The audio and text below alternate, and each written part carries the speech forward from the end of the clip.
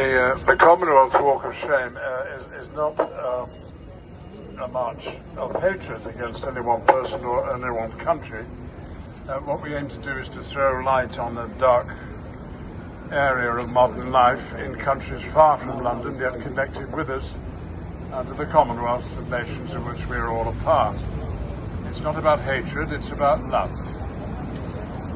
A love of justice, a love of equality, and a love of the principles on which the Commonwealth is founded and based, and a love for those across the Commonwealth still forced to live in fear simply because of who they are.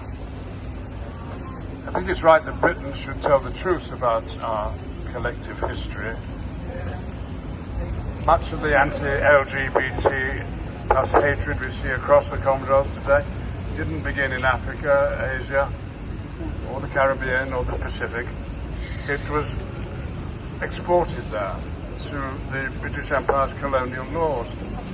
Cruel laws imposed by Britain, spreading criminalisation across the world, and shamefully, that's the point, shamefully, many of those laws still remain.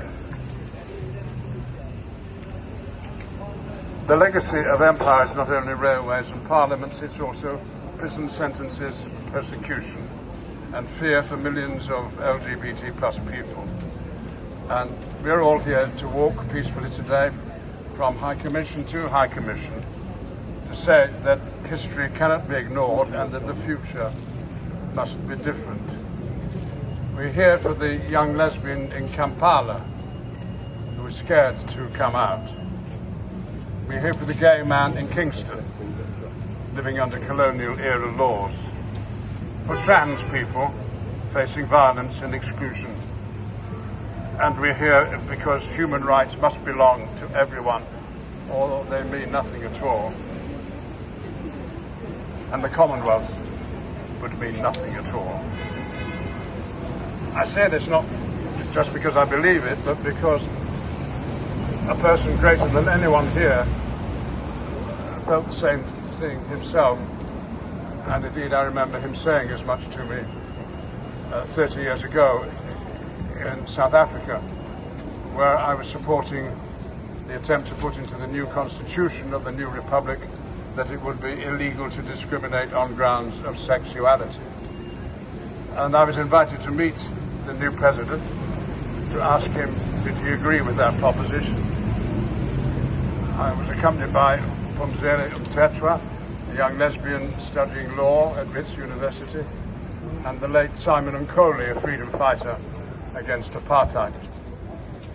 And we met Nelson Mandela in the ANC headquarters in Johannesburg and asked him, could we say that he supported the idea that in the new constitution it would be illegal to discriminate on grounds of sexuality. And he looked me straight in the eye and said two words, of course. If Nelson Mandela saw it so clearly, of course,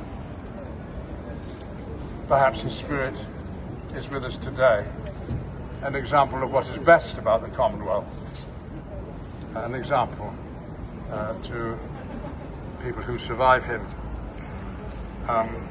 This march is not only about protest, it's about solidarity and courage and hope.